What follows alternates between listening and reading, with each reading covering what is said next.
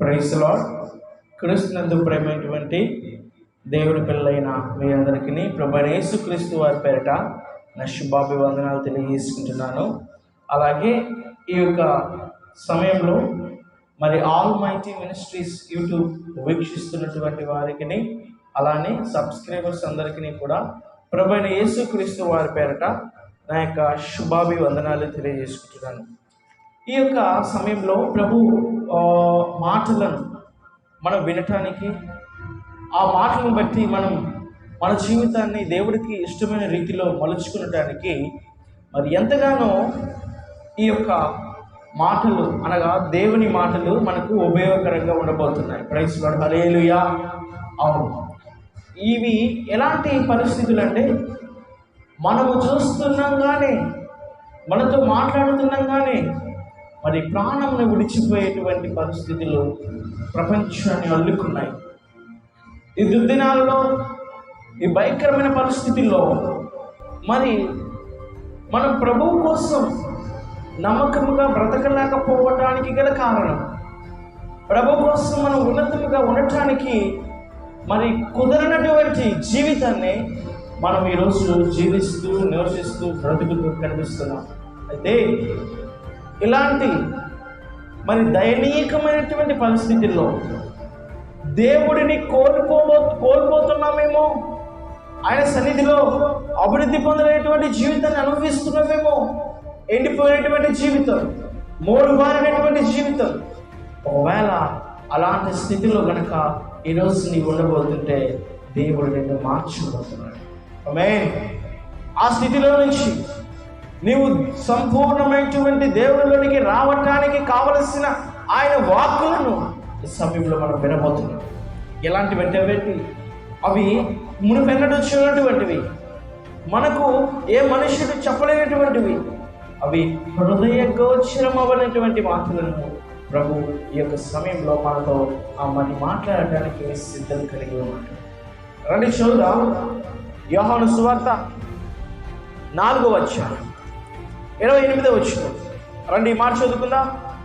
యోహాను సువార్త 4వ అధ్యాయం 28వ వచనం ఇలా రాయబడింది: ఆ స్త్రీ తన కుండను విడిచిపెట్టి ఊరిలోనికి వెళ్ళెను అని రాయబడింది. ఏం చేయబడుతుంది ఇక్కడ? ఆ స్త్రీ తన కుండను విడిచిపెట్టి తను ఎక్కడికి వెళ్ళిపోయింది? ఊరిలోనికి వెళ్ళినట్టుగా మనకు లేఖన భాగం తెలియజేస్తుంది. ఈరోజు చాలామంది తమ తమ తమ తమ జీవితంలో ఉన్నటువంటి పాత కుండని విడిచిపెట్టడానికి ఇష్టపడుతున్నారు. There is living with the old pot. పాత కుండను కలిగి వారు జీవించడం ప్రారంభిస్తున్నారు. పాత కుండతో ప్రయాణిస్తున్నారు. పాత కుండతో వారు తమ జీవితాన్ని ముగించడానికి ఇష్టపడుతున్నారు. ఆ కుండను విడిచిపెట్టి వెళ్ళి, ఏంటి ఆ కుండలో ఉన్నటువంటి ఆ కుండను విడిచిపెట్టి వెళ్ళగానే ఆ యొక్క స్త్రీ ఏం సంపాదించుకుంది, ఏం పొందుకుంది అనేటువంటి సత్యాన్ని ఉదయకాల సమయంలో మనం వినబోతున్నాం. ఎంతకు ధన్యులు కదా మనం. ఫర్ ఎగ్జాంపుల్, మనము అన్నము మొత్తము ఉడికిందో లేదానికి చెప్పండి, ఒక మెతుకుని చూస్తాం. ఒక్క మెతుకును బట్టి పాత్రలో ఉన్నటువంటి అన్నము మొత్తము ఉడికిందో అవగాహన వస్తాం. మరి ఇక్కడ రాయబడుతున్నటువంటి ఈ స్త్రీ పేరు రాయబడలేదు, కానీ ఈ స్త్రీ ఎలాంటి స్త్రీ అని, వచ్చే స్త్రీ అని మాత్రం తెలుసుకుంటున్నా. ఈ స్త్రీ ఏం చేసింది అంటే, ఆ యొక్క ఆ యొక్క ప్రాంతంలో ఆ యొక్క ప్రదేశంలో ఆమె ఏం చేస్తుందంటే, తన కుండను విడిచిపెట్టి తను పోయి ఎక్కడికి వెళ్ళిపోయింది? ఏం చేస్తుంది అంటే, ఒళ్ళు గొగ్గురు పొడిచేటువంటి సత్యం, అవి కథలు, అవి ఆ చరిత్రలో రాయబడినటువంటి దేవుని సజీవ సాక్ష్యాలు మనం తెలుసుకుని పోతున్నాం. ఆ సమరయ ప్రాంతంలో యేసు సమరయ గవిని యొక్క ఊరి అవతల నుంచొని ఉన్నాడు. తన శిష్యులు, తనతో ఉన్నటువంటి వారందరూ కూడా ఇప్పుడు ఏం చేస్తున్నారంటే, ఆ ఊరిలోనికి ప్రవేశించి ప్రయత్నం చేస్తున్నారు. అక్కడ ఆ ఊరిని ప్రవేశించడానికి ప్రయత్నిస్తూ ఆ యొక్క శిష్యులకి వెళ్ళారు. ఏ మాత్రం కూడా ఒకరు కూడా మాటలు ఆ ఊరిలో ధ్వనించడం లేదు. ఎవరు సహకరించడం లేదు. ఆహారం శ్రమ అంటే వాళ్ళకి ఎటువంటి ఆహారం లభించలేదు. Give me one chance lord. యేసు ప్రభు యొక్క ఆ పరలోకపు తండ్రిని వేడుకున్నాడు, దయచేసి ఈ సమయంలో నీవు నాకు ఒక వ్యక్తిని దయచేయి. నేను ఉద్యోగాన్ని అక్కడ మొదలు పెడతాను. నీ కొరకు సాక్షిగా ఈ ఆజ్ఞలను పాటిస్తూ ఈ యొక్క సమరయ ప్రాంతంలో ఉన్నటువంటి హృదయంలో నీ మాటలు ఏం చేస్తున్నావు? ఉదయింపజేస్తాను. సమరయ ప్రార్థన చేస్తాను. ఈ యొక్క ప్రాంతం చూడగలిగితే యాకోబు కాలం నుంచి ఆ ప్రాంతం దుష్టత్వం నిండుకునింది. పాపంతో, వ్యభిచారంతో, మోహపు చూపులతో, కామ క్రియలతో మనుషులను చెరిపి వేసేటువంటి పనులు సమరయ ప్రాంతం మనకు కనిపిస్తూ ఉంటాయి. ఈ సమరయ ప్రాంతంలో యాకోబు కుమార్తె అవమానం పొందింది. కేవలం ఆశను నెరవేర్చడం కోసం, శరీర కోరికలు నెరవేర్చడం కోసం వారు ఏం చేశారు తెలుసా? ఏమండి, ఊరు మొత్తం కూడా సున్నతి పొందడానికి నిర్ణయించారు. దౌర్భాగ్యం. అది మరి ఆచారం కాదు, అది మరి పద్ధతి కాదు, అది మరి అలవాటు కాదు. అయినప్పటికీ కోరికలను నెరవేర్చడం కోసం ఆ యొక్క యాకోబు కాలంలో వారంతా కూడా శరీర ఆశను నెరవేర్చడం కోసం ఊరు మొత్తం సున్నతిని చేయడానికి వెళ్ళిపోయింది. ఎలాంటి భయంకరమైన ఆ పొజిషన్ అంటే అది చాలా వ్యభిచారమైనటువంటి ప్రాంతం. పాడైపోయారు, దుష్టత్వం నిండింది. అందుకే ఆ సమరయ ప్రాంతం వెలుపల యేసు ప్రభు వారు ప్రార్థన చేస్తున్నారు, lord please give one person, I have changed it. నేను మారుస్తాను, ఒక్క నాకు దయచేయమని ప్రభు వారు ఆ సమరయ వెలుపల అవమానం లేనటువంటి ఆ సమరయ వెలుపల వేస్తున్నట్టుగా మనకు కనిపిస్తుంది. శిష్యులు వెళ్తున్నారు, వెళ్ళి we have such the food, వారు తినడం కోసం, ఆహారం కోసం. దౌర్భాగ్యమైన స్థితి. రొట్టెలు వెతకడం పడతారట.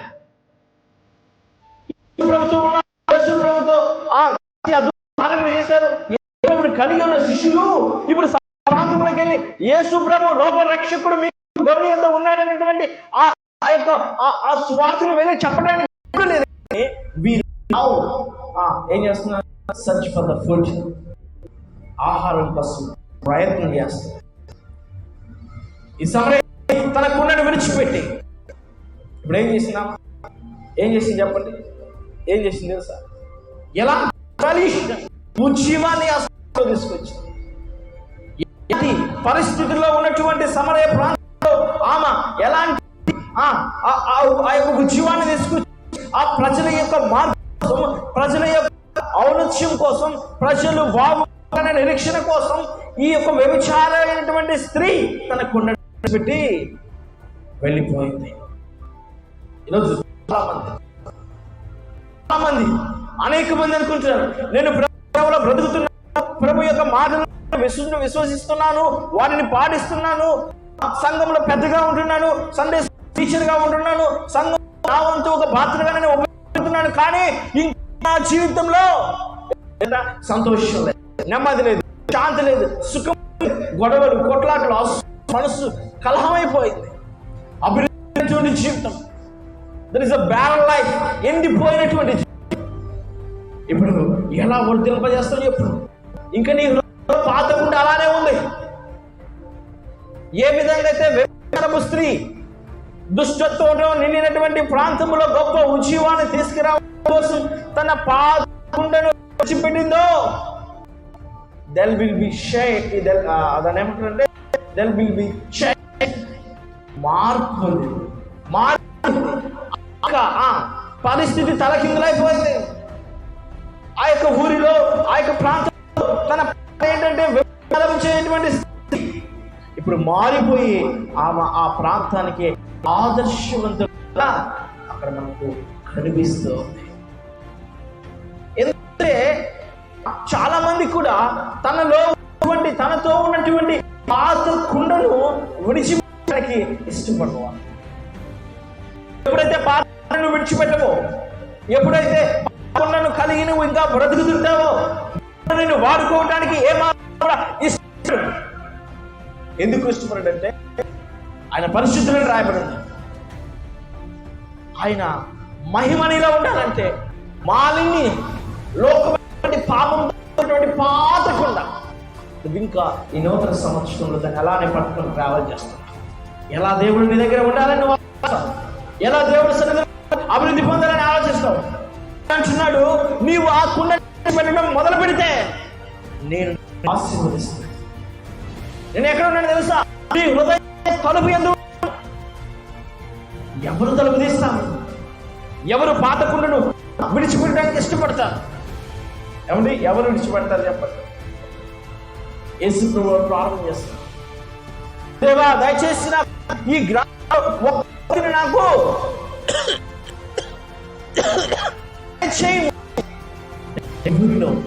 నిన్ను వచ్చినటువంటి మార్గం చెప్పాలని ఈరోజు కుండను కలిగి ఎలాంటి అనుభవాలను సంపాదించుకోలేకపోయారు. కొన్ని మాటలను మనం చూడగలిగితే చదువుదాం.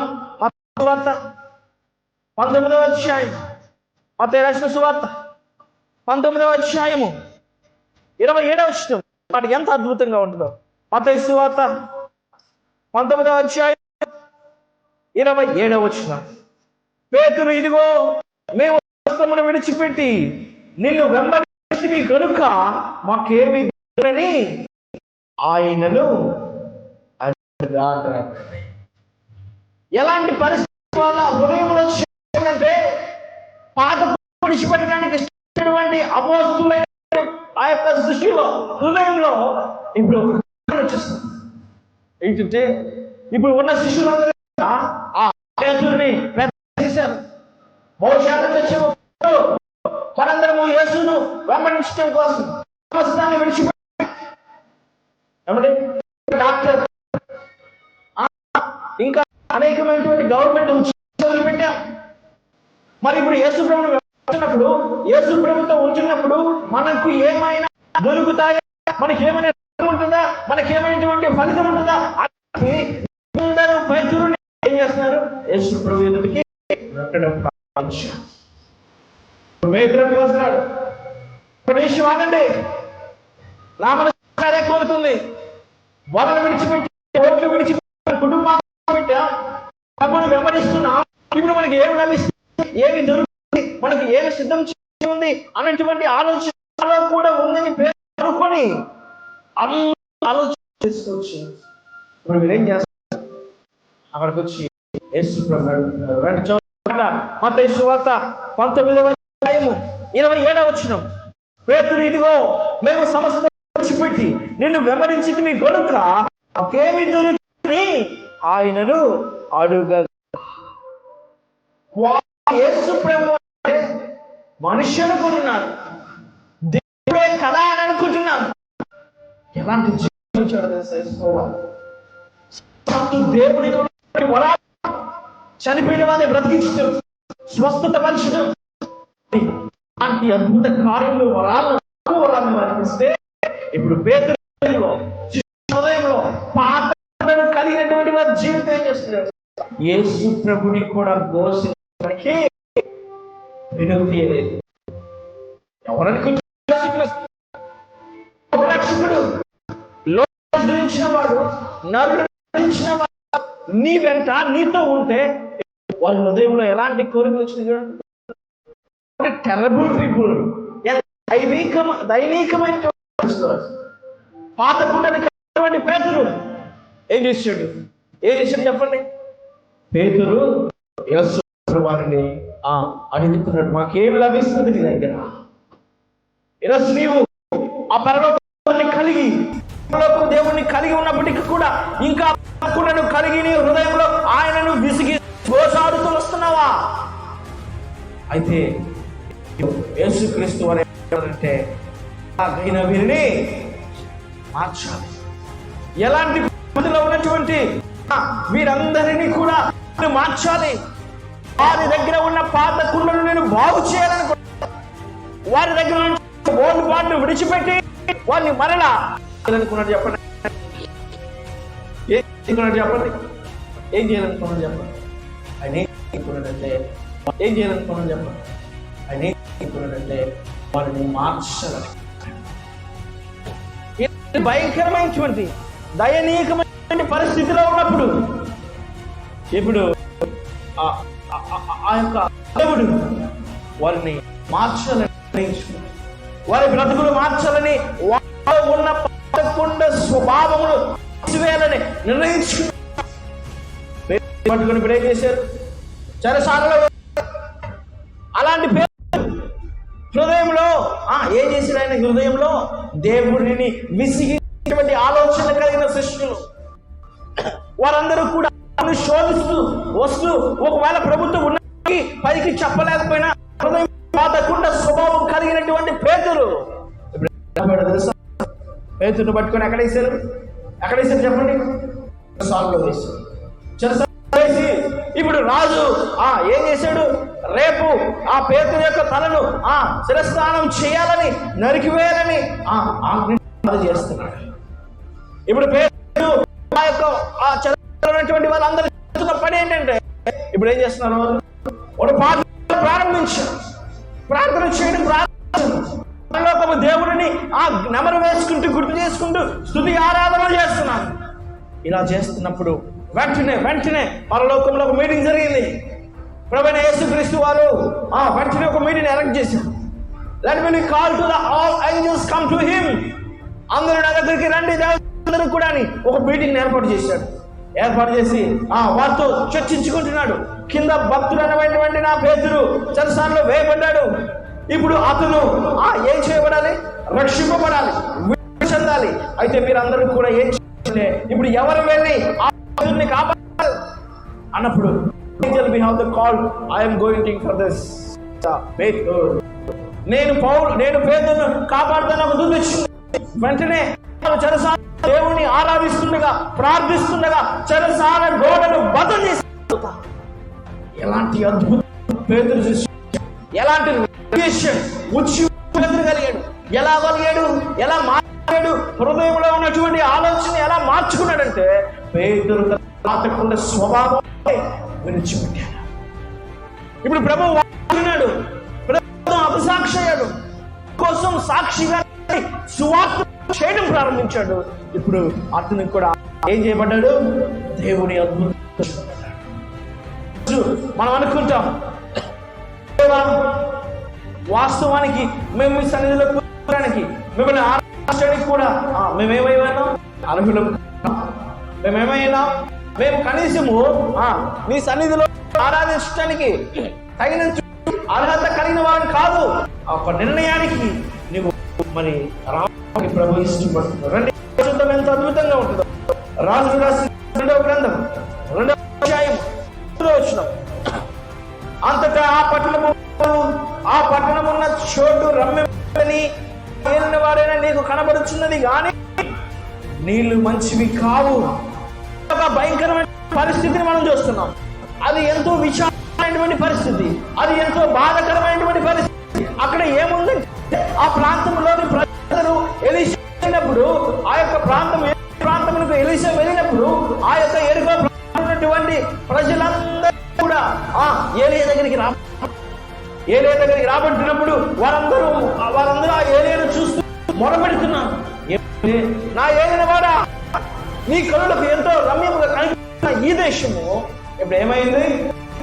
అది రమ్యముగా కనిపిస్తుంది కానీ దానిలో ఏం లేదు, మంచి లేదు. ఆ నీరంతా కూడా చెడిపోయింది. తాగడానికి మనటువంటి జీవితం, పాతకున్న స్వభావం, పైకి నువ్వు కనబడుతున్నావు, పైకి దేవుడు పని చేస్తున్నావు, పైకి దేవుడు కర్మలో నీ వంతు కృపను నీవు చూపుతున్నావు ఉన్నావు. అయినప్పటికీ నీ తెలుసా ఎలా ఉన్నావు? మంచినటువంటి పాతకున్న స్వభావం. ఎలీషా అక్కడ మరణం సంభవిస్తుంది, మరణం ఘోషిస్తుంది, వారందరూ వేదన వినబడుతుంది. అప్పుడు ఎలీషా కింద వచనం మనం చదువుకుంటే 20వ వచనం అతడు కొత్త పాత్రలో దానికంటే మనం చదవగలిగితే 19వ వచనం, అంతటా ప్రాంతము వారు ఆ ప్రాంతమున్న చోటు మా ఏలినవాడమైన నీకు కనబడుచున్నది మంచివి కావు, అందుచేత భూమిని ఇస్తానని ఎలిషా అతడు కొత్త పాత్ర ఉప్పు వేసి నా యొద్ద తీసుకుని రమ్మని చెప్పాడు. హల్లెలూయా.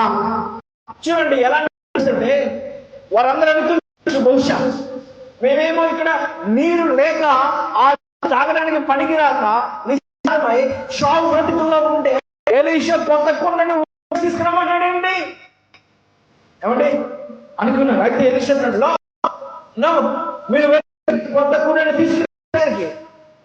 తీసుకొచ్చారు, కొత్త కుండని తీసుకొచ్చిన అందులో ఉప్పు ఇప్పుడు ఏం చేశాడు తెలుసా? ఏం చేశాడు చెప్పండి.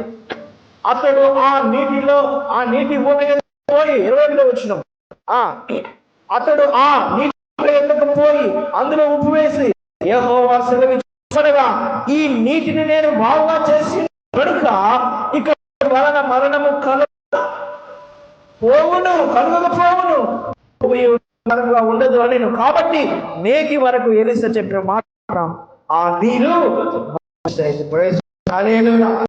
అద్భుతమైనటువంటి మరి ఆ ప్రాంత ప్రదేశాలు ఇంకా ఎంతకాలం మోటుతో పాత కొడుకులు ఉండడానికి ఇష్టం అనేక మార్లు నీకుండా ఆటంకపరచబడుతుంది.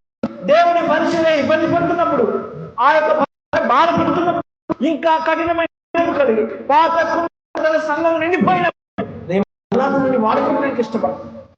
సంఘం మొత్తము సంఘస్థులు అలాగే ఆ యొక్క ప్రాంతంలో ఉన్నటువంటి వారు కూడా పాత కుండ స్వభావాన్ని కలిగి ఆ మందిరం మొత్తం పాత్రతో నిండబడి మరి సంఘం ఎలా అభివృద్ధి దేవుడు ఎలా ఇది వాడుకోవాలనుకుంటున్నాడు. నూతనమైన ఉండడానికి ఇష్టపడతాడు, కానీ పాతది చిరిగి పెకిలించబడినది మరణి అపవిత్రది దేవుడు వాడబడటానికి ఇష్టపడాడు. ఆయన అనుకుంటున్నాడు, కుమారుడా నేను రక్షిస్తున్నాను, వీడు ఆశీర్వదించాలి, నేను ఇంకా రక్షి ఉన్నాను. అయితే కొత్త కుండ లేదు, పాత కుండ. అది ఎలాంటిదంటే వాడబడినటువంటి జీవితం, అది ఏమాత్రం ఉపయోగపడినటువంటి జీవితాన్ని కలిగి ఉన్నావు. ఎలీషా అంటాడు, మీరు వెంటనే కొత్త కుండను తండ్రి అందులో ఉప్పు వేస్తున్నాను, ఇప్పుడు నీ దేవుడైన యెహోవా సెలవిస్తున్నాడు, ఈ నీటిని యెహోవా బాగు చేశాడు. హల్లెలూయా. ఇక నాటి నుంచి వరకు మంచిదైనట్టుగా మనం చూడాలి. ఎలాంటి జీవితం, ఎలాంటి పరిస్థితులు, ఎలాంటి అనుకూలతలు లేనటువంటి జీవితంలో ఉన్నా నీవు కొత్త కుండను విడిచిపెట్టి కొత్త కుండను తీసుకుని యేసు క్రీస్తు అంటే ఉప్పును నీ పాత్రలో వేసుకుని నువ్వు వాడు కలిగితే నువ్వు మారడానికి, నువ్వు అభివృద్ధి పొందడానికి, ఆయన వాడబడడానికి పాత్ర ఎలాంటి పరిస్థితులు, ఎలాంటి మరి రాయబడితే రండి చూద్దాం. యోహాను సువార్త 4వ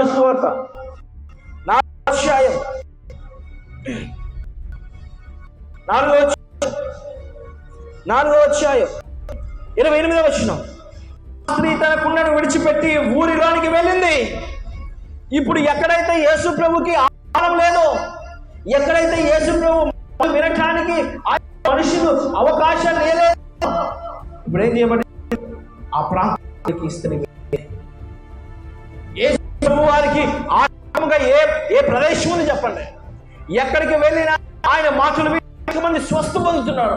ఎక్కడికి వెళ్ళినా అనేక మంది విశ్వసించి తండ్రి వైపు మారుతారు.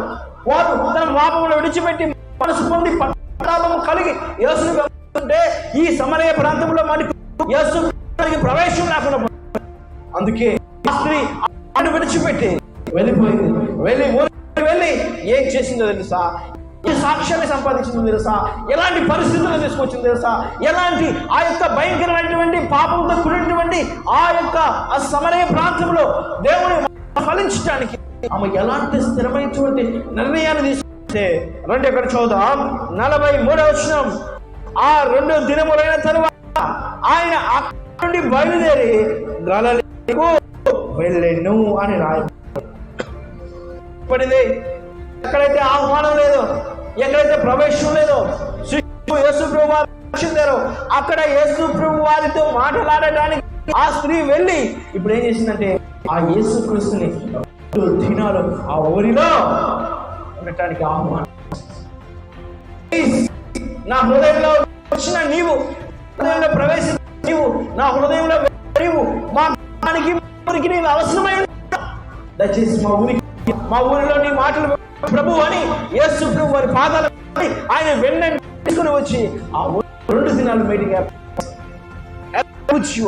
అలాంటి ఆ యొక్క విషయాన్ని మార్చిందంటే 39వ వచనం, నేను చెప్పి నాతో సాక్షి స్త్రీ యొక్క మాట ఆ ఊరిలో సమరయలో ఎక్కువ ఆయన విశ్వసించారు. ఎవరు మార్చారు?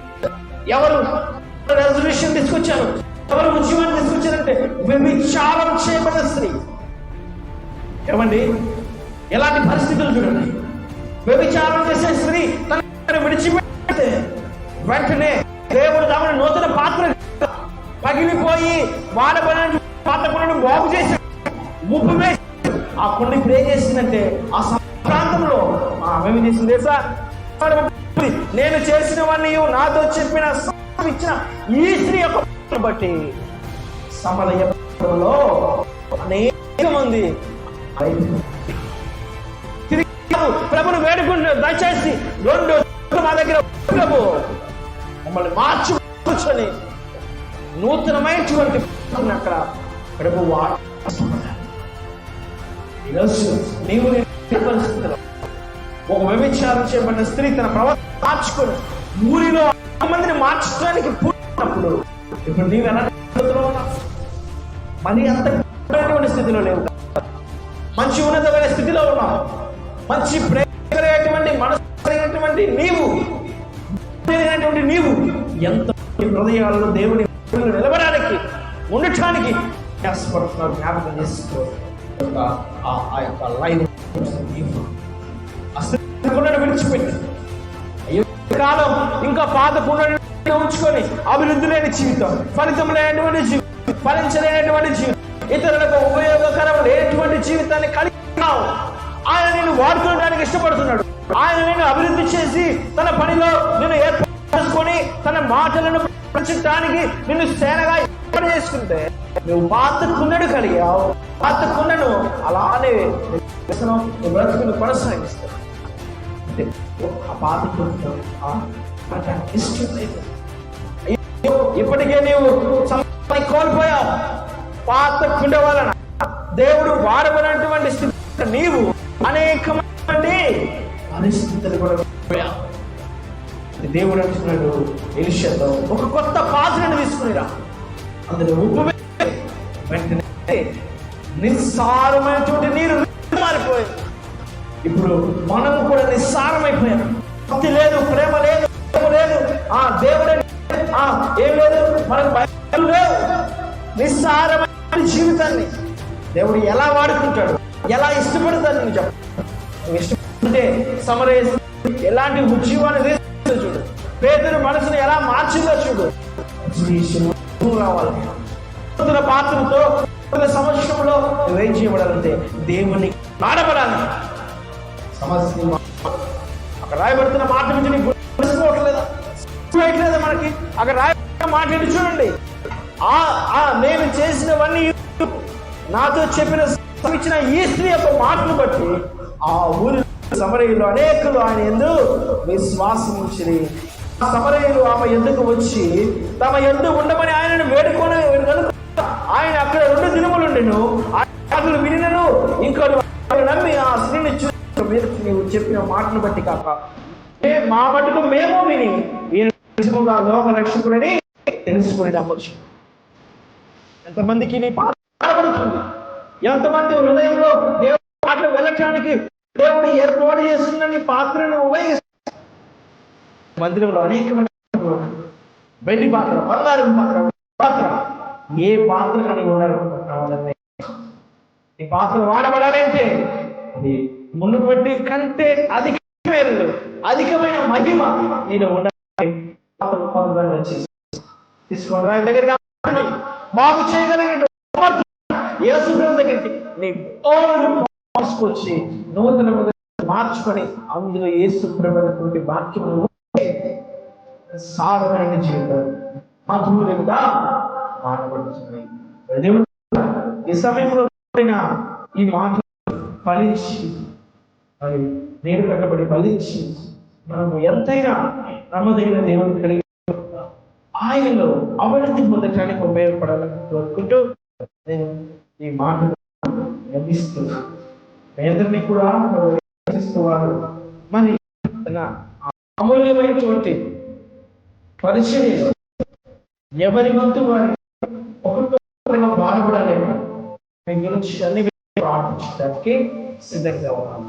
దయచేసి మీరందరూ కూడా ఈ యొక్క ఆర్మీ మినిస్ట్రీస్ ని మరి డెవలప్ కావడానికి అనేకమైన సంగతులు మనందరూ తెలుసు. ఇక్కడ ఎవరు వాక్యం తెలియని వారు తెలిసిన వారు లేరు. ప్రతి ఒక్కరు దేవుని వాక్యం చేత బోధక స్నానం చేయాలి. అదే మనకు ఆ పట్టణం వరకు మనం ఎదురు చూపులో నిరీక్షణ కలిగి నిరీక్షణ లేని ఇతరుల వల్ల కాక మనము పరిస్థితిలో ఇష్టపడతాం.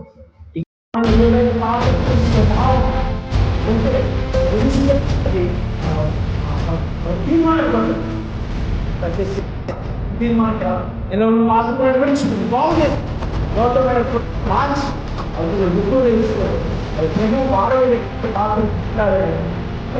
ఆ పేరు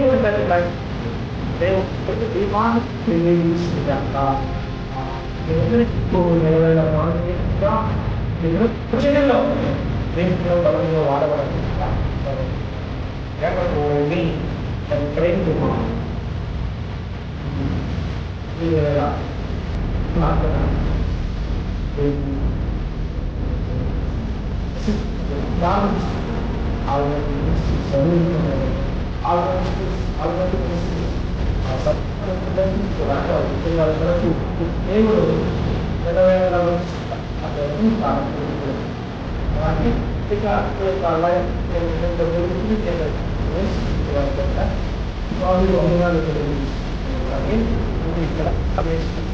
ఇక్కడ